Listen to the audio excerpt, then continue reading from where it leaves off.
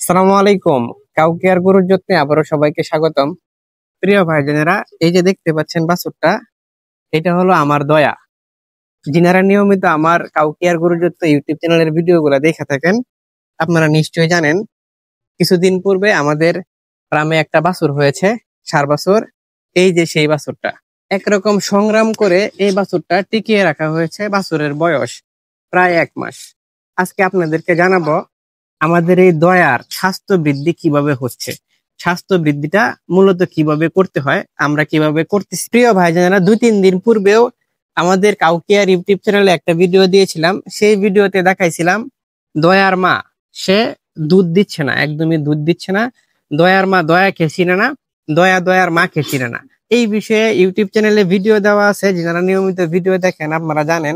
যেহেতু আজকে আপনাদেরকে দেখাবো কিভাবে দয়ার স্বাস্থ্যটা বৃদ্ধি হচ্ছে, কিভাবে একটা বাছুরের স্বাস্থ্য বৃদ্ধি করতে হয়, এই বিষয়টা সম্পর্কে আপনাদেরকে প্রাথমিক ধারণা দিব। একটা বাছুর জন্মের 3 দিন পরে কৃমিনাশক সিরাপ খাওয়াইতে হয়, কৃমিনাশক ওষুধ খাওয়াইতে হয়। যেহেতু দয়া জন্মের পর থেকে এফএমডি তে আক্রান্ত ছিল, প্রায় 15-20 দিন সে একদম মৃত্যুর সাথে যুদ্ধ করতেছিল। তখন থেকে কৃমিনাশক ওষুধ খাওয়াইতে পারি নাই। এখন দয়ার বয়স প্রায় 1 মাস। এখন দয়াকে আজকে কৃমিনাশক ওষুধ দিব। অনেকেই জানেন এই বাছুরটার নামকরণ করা হয়েছে দয়া, কারণ আল্লাহ পাকের একদম খাস রহমত এবং দয়ায় এই বাছুরটা বেঁচে আছে, তাই এই বাছুরের নামকরণ করা হয়েছে দয়া।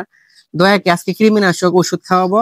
এই যে কৃমিনাশক ওষুধ নিউট্রাক্স ব্যাট হলো একমি কোম্পানির। দয়ার সম্ভাব্য ওজন প্রায় 35 থেকে 40 কেজি। দয়াকে আজকে ওষুধ খাওয়াবো। এখানে আছে 30 মিলি।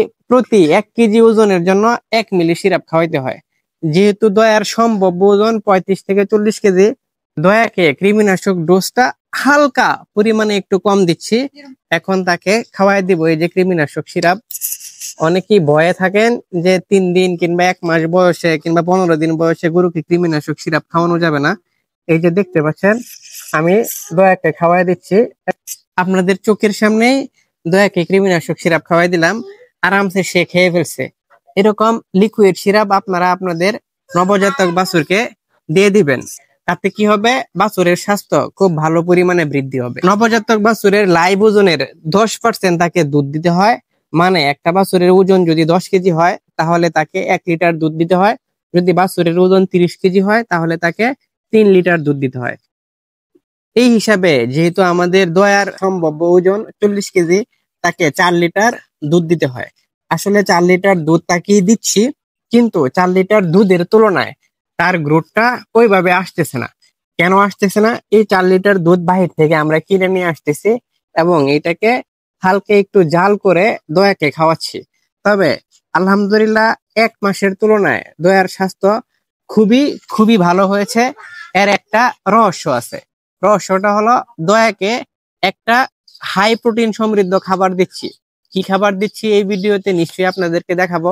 গবেষণা বলতেছে একটি বাছুর জন্মের 7 দিন থেকে বাছুরকে আলাদা করে দানাদার খাবার দিতে হয়। দানাদার খাবার যেমন আপনারা ভুট্টা ভাঙা দিতে পারেন, ভুসি দিতে পারেন। আমি দয়াকে কি খাবার দিচ্ছি এটা আজকের ভিডিওতে দেখাবো বলতেছিলাম। এই যে দয়া দেখেন চুপি চুপি খাচ্ছে। হ্যাঁ, এই যে দয়া কি করতেছে তুমি? এই যে দেখেন দয়া একদম মাথা ঢুকায়া, একদম নাক ডুবায়া দয়া খাবার খাইতেছে। দয়ার মুখে একদম লাগা আছে, বইরা আছে কি কি খাচ্ছে। এই যে দেখেন, বক্সের ভিতরে আপনাদেরকে দেখাচ্ছি। এটা হলো, অনেকেই চিনে থাকবেন, এটা হলো সয়াবিন মিল। এখানে সয়াবিন মিলের বস্তাটা আমি খুলে রাখছি। যখন দয়ার খাইতে ইচ্ছে করে, তখন সে যাতে সয়াবিন মিলটা এখান থেকে খাইতে পারে। তাকে গমের ভুসি দিয়েছিলাম, গমের ভুসি সে বেশি খাইতে চায় না। সয়াবিন মিলটা খাইতে সে খুব স্বাচ্ছন্দ্য বোধ করে, তাই তাকে সয়াবিন মিলটা এভাবে আমি দিয়ে থাকি। তাহলে কি বোঝা গেল? একটা বাছুরের স্বাস্থ্য দ্রুত বৃদ্ধি করার জন্য তাকে প্রথম কৃমিনাশক ওষুধ দিতে হবে এবং তার স্বাস্থ্য অনুযায়ী এবং তার ওজন অনুযায়ী ওজনের 10% দুধ দিতে হবে। বাছুরের ওজন 30 কেজি হলে 3 লিটার, 40 কেজি হলে 4 লিটার, 50 কেজি হলে 5 লিটার দুধ খাওয়াইতে হবে। এবং পাশাপাশি আমি যেরকম সয়াবিন মিল খাওয়াই, আপনারা চাইলে সয়াবিন মিলটা দিতে পারেন এবং গমের ভুসি দিতে পারেন কিংবা ভুট্টা ভাঙা দিতে পারেন। তাহলে বাছুরের স্বাস্থ্যটা আলহামদুলিল্লাহ খুব ভালো বৃদ্ধি পাবে। প্রিয় ভাইজানেরা, ভালো থাকবেন, সুস্থ থাকবেন। কাউকে আর গরু যুদ্ধের সাথে থাকবেন, আপনাদের রনি ভাইয়ের সাথে থাকবেন। আসসালামু আলাইকুম ওয়া রাহমাতুল্লাহি ওয়া বারাকাতুহু।